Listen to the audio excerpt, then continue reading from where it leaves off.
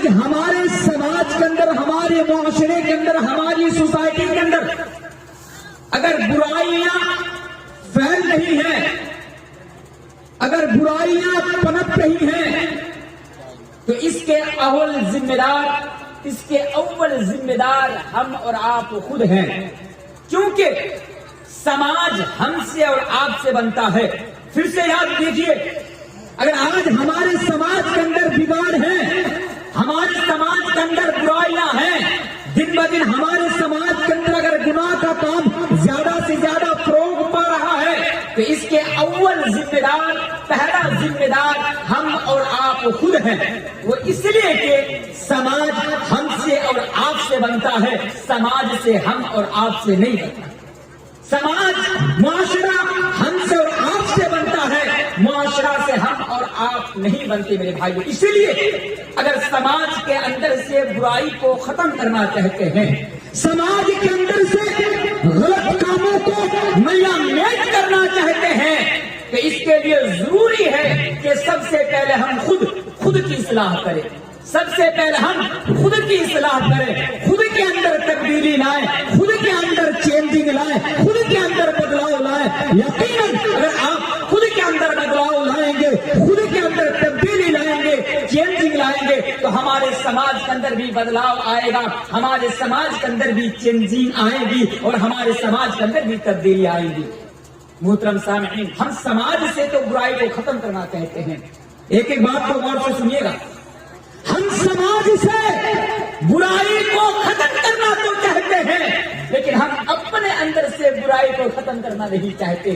اسی لیے آج ہمارے سماج سے برائیاں ختم نہیں ہو رہی ہے میرے بھائی۔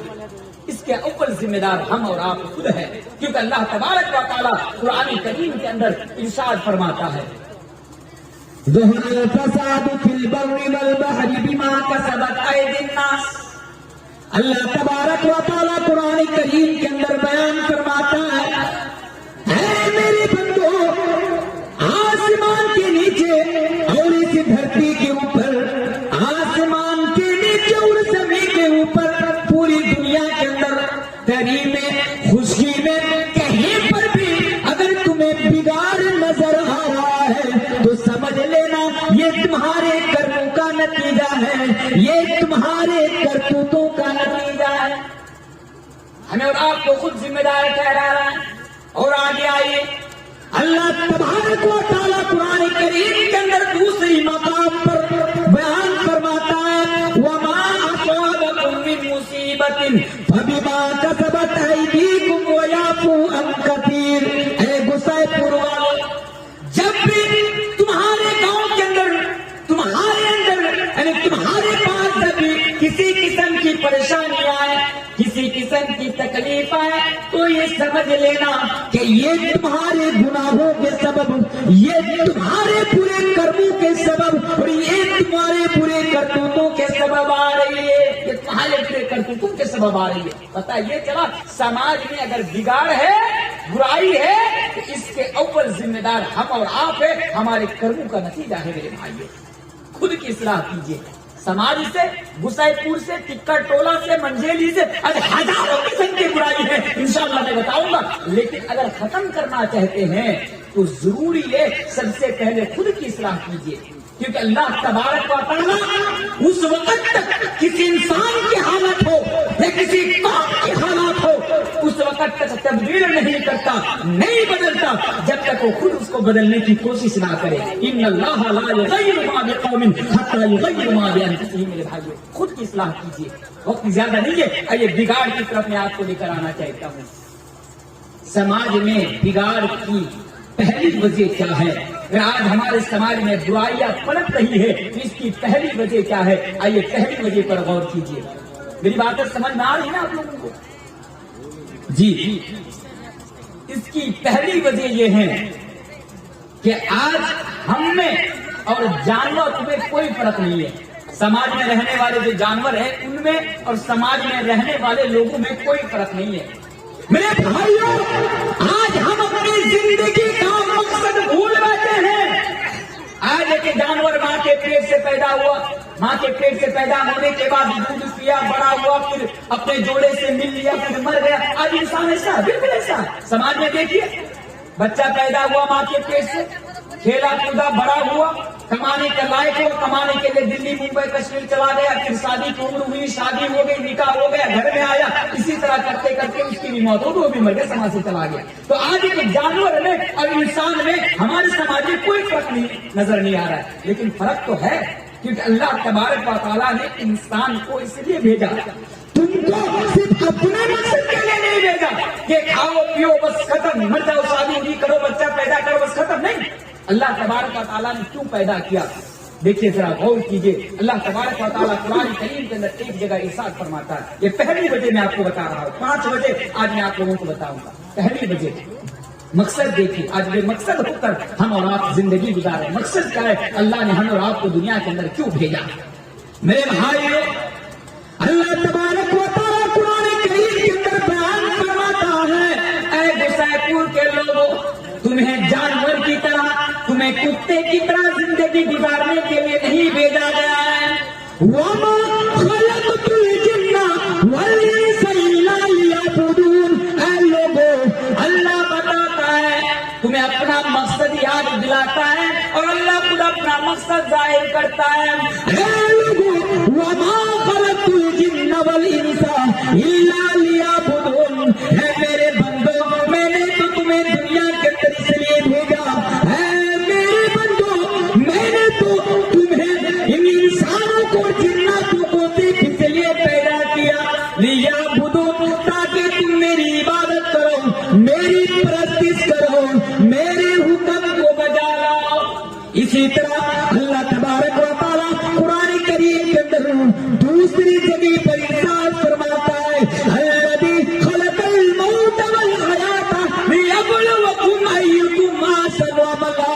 اے لوگوں، میں نے موت کو اور حیات کو صرف اس لیے پیدا کیا، یعنی اس کو اس طرح آپ کو سمجھاؤں. اللہ یہ کہہ رہا ہے، اے لوگوں، اے گسیپور کے لوگوں، اے منجلی کے لوگوں، ہم نے تو تمہیں دنیا کے اندر صرف اس لیے بھیجا، الذی خلق الموت والحیات لیبلوکم ایکم احسن عملا، تاکہ میں تمہارا امتحان لوں گا، میں تمہارا پریچہ لوں گا، میں تمہاری آزمائش کروں گا کہ تم میں سے کون ہے جو اپنے محلے میں رہ کر، اپنے گاؤں میں رہ کر یا اس دنیا میں رہ کر بہترین عمل کرتا ہے، احسن عمل کرتا ہے، عمل صالح کرتا ہے. اللہ کہتا ہے میں تمہاری آزمائش کے لیے بھیجا. اللہ ہماری آزمائش کے لیے. یہ دنیا امتحان دار ہے میرے بھائی، ایسا نہیں ماں کے پیٹ سے پیدا ہوئے